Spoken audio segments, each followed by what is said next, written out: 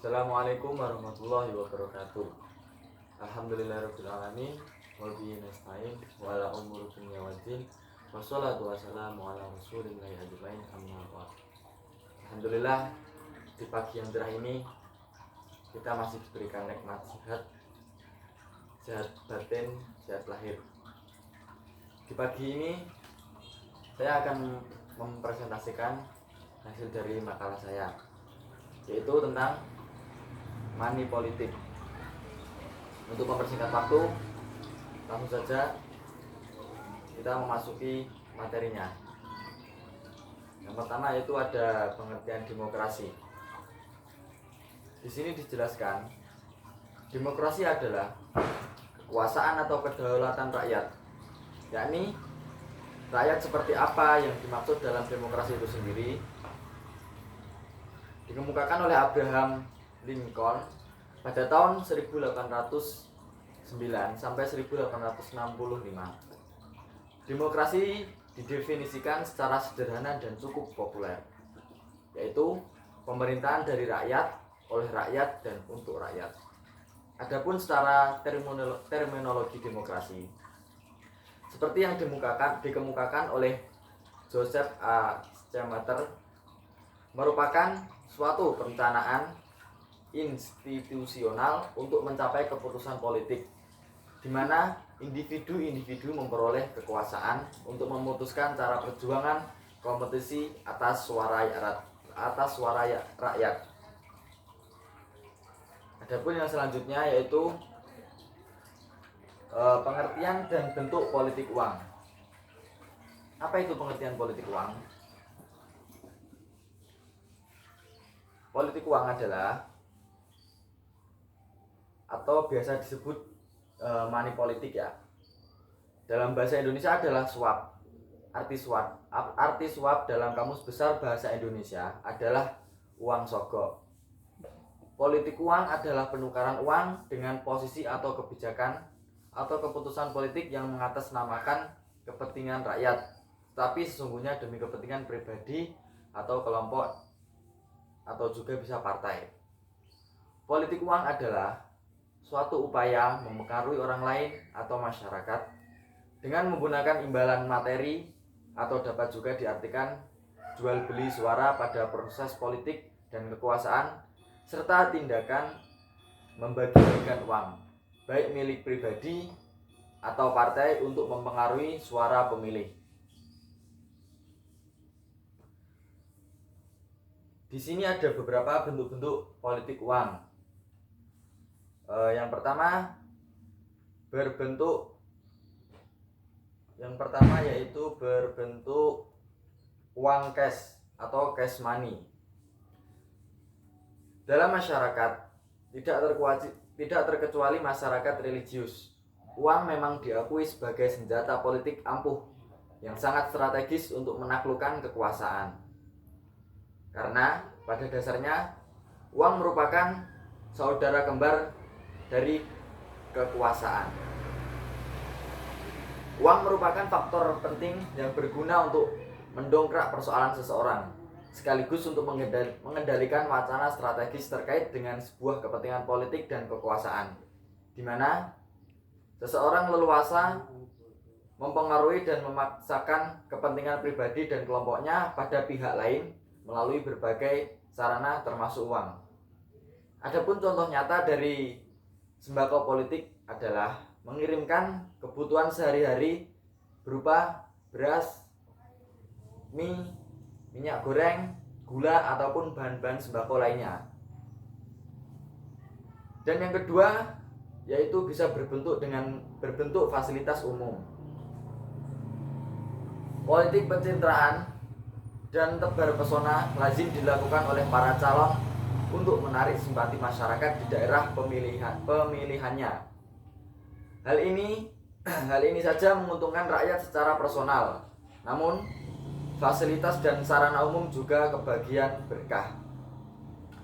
Politik pencitraan dan tebar pesona melalui jariah politis ini tidak hanya dilakukan oleh calon-calon yang baru, tetapi juga dilakukan oleh para calon yang berniat maju kembali di daerah di daerah pemilihannya.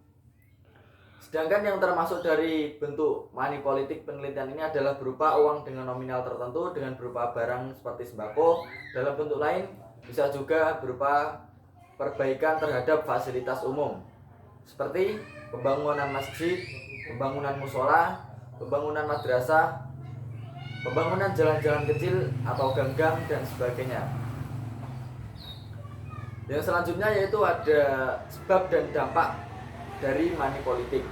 Adapun sebab terjadinya money politik, penyebab terlaksanakannya praktek money politik atau politik uang, yaitu peserta pemilu atau calon anggota legislatif dan masyarakat sebagai pemilih. Salah satu alasan mengapa para caleg melakukan politik uang adalah mereka takut kalah bersaing dengan caleg lain. Caleg yang baru bersaing masih mencari bentuk serangan fajar. Maka dari itu, mereka para caleg berpotensi melakukan politik uang. Para caleg yang pernah mencalonkan diri pada pemilu sebelumnya tentu lebih ahli dalam politik uang, dipastikan akan mengulangi hal yang sama.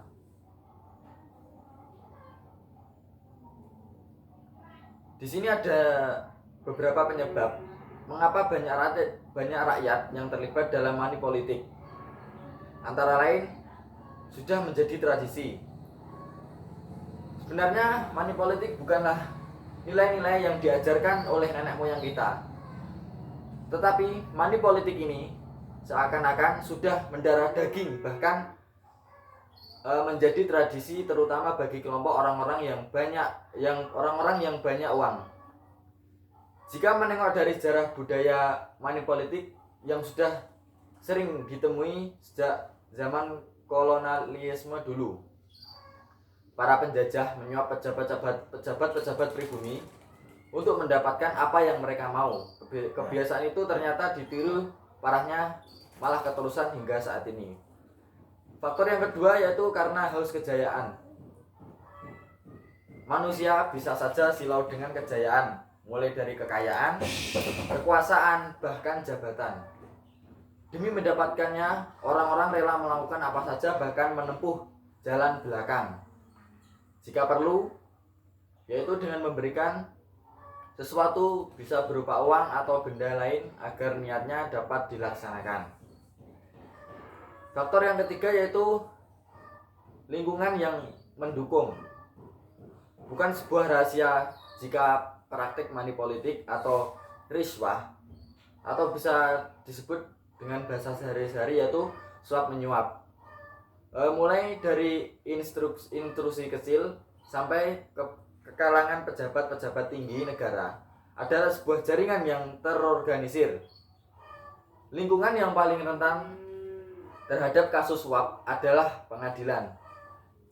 Tentu saja yang menjadi target suap adalah para hakim. Terkadang jika terdakwa tidak ada inisiatif untuk memberi suap, justru oknum-oknum hakim yang tidak bersih malah menawari terdakwa. Bahkan tak jarang ada terdakwa yang justru takut hukumannya akan bertambah berat jika tidak menerima tawaran dari hakim tersebut. Adapun faktor yang keempat yaitu hukum yang bisa dibeli. Hukum di Indonesia adalah hukum yang bisa dibeli dengan uang. Bukan berarti hukumnya yang salah, tapi oknum-oknum penegaknya yang membuat hukum jadi tidak mempan bagi orang-orang yang banyak uang. Dengan menyuap para hakim atau bahkan para penjaga tentara dengan iming-imingi jumlah uang, maka para terdakwa bisa menikmati hidup mewah bahkan di penjara sekalipun. Lebih-lebih masa hukuman dapat dipersingkat dan segera menghirup udara bebas. Yang kelima yaitu karena faktor lemahnya iman. Iman yang lemah otomatis akan membuat seseorang akan jauh dari Tuhan Yang Maha Esa. Hal ini merupakan faktor utama penyebab seseorang dengan mudah melakukan dan menerima suap. Mengesampingkan fakta bahwa apa yang mereka lakukan itu adalah perbuatan dosa. Tidak ada rasa takut sama sekali akan perbuatan itu. Karena jika ia atau mereka tidak akan pernah melakukan money politik, apalagi sampai melakukan money politik, karena perbuatan itu dapat menyeretnya ke neraka. Itulah kenapa budaya money politik bisa saja langgeng di negara Indonesia ini. Adapun dampak terhadap money politik, di sini ada beberapa dampak dari money politik dalam pemilu, di antara lain dampak terhadap pribadi. Tidak dapat dipungkiri bahwa money politik atau riswah merupakan penyakit kronis yang dapat meruntuhkan jati diri seseorang. Demikian itu karena tindakan money politik atau riswah, baik pemberi atau penerima, dapat mencederai pondasi akhlak yang paling tinggi, yaitu keadilan dan seseorang. Sementara baik dan buruknya akhlak seseorang menjadi ukuran keimanannya ihsan atau berbuat baik. Dampak selanjutnya yaitu dampak terhadap ekonomi. Dalam konteks ekonomi, perilaku memberikan dan menerima suap yang merupakan bagian dari tindakan korupsi ini dapat menghambat pertumbuhan ekonomi di suatu negara. Dari hasil penelitian yang dilakukan oleh Paulo Mauro, secara ekonomi, keberadaan money politik akan mengganggu mekanisme transmisi pendapatan dan kekayaan, sehingga timbulnya korupsi akan menyebabkan timbulnya kesenjangan pendapatan. Dampak yang selanjutnya yaitu dampak terhadap masyarakat. Tentunya tindakan money politik yang dilakukan oleh banyak pihak akan menyebabkan kekacauan dalam tatanan hidup bermasyarakat dan bernegara. Tidaklah mengherankan jika Islam mengharumkan suap dan bersikap keras terhadap semua pihak yang terlibat di dalam praktik itu. Demikian itu karena tersebarnya praktik suap di tengah masyarakat berarti merajalelanya kerusakan dan kezoliman berupa hukum tanpa asas kebenaran atau ketidakpedulian untuk berhukum dengan kebenaran, mendahulukan yang seharusnya dilahirkan dan mengakhirkan yang seharusnya didahulukan. Juga merajalelanya mental optimisme dalam masyarakat, bukan mental tanggung jawab melaksanakan kewajiban. Yang dampak selanjutnya yaitu dampak terhadap calon legislatif. Di sini dampak bagi calon legislatif sendiri apabila mereka berhasil terpilih karena suksesnya money politik yang mereka lakukan, maupun dampak dari kekalahan para calon legislatif yang gagal dalam praktek money politik yang mereka lakukan. Bagi para calon legislatif yang mereka gagal, dampaknya ialah bila mereka imannya kurang, mereka bisa saja menjadi gila atau psikologinya terganggu. Karena kita bisa banyak temukan para calon legislatif yang gila karena mereka gagal menduduki kursi legislatif. Selain kekurangan suara, tidak sedikit para calon legislatif yang gagal karena terbukti melakukan pelanggaran. Ibarat pepatah, sudah jatuh tertimpa tangga pula, sudah keluar uang banyak tapi tidak terpilih dan akhirnya tertangkap pula. Akibatnya rumah sakitlah yang menjadi ujung perjuangan mereka. Oke, saya kira cukup hasil pemaparan dari saya yaitu tentang money politik.